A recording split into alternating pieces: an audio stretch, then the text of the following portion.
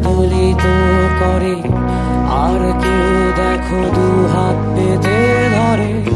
তাই দেখে মোর চোখের জল ঝরে, শ্রেণী বৈষম্যের কথা মনে পড়ে। এ তোমার কি দৃষ্টি দেখো না।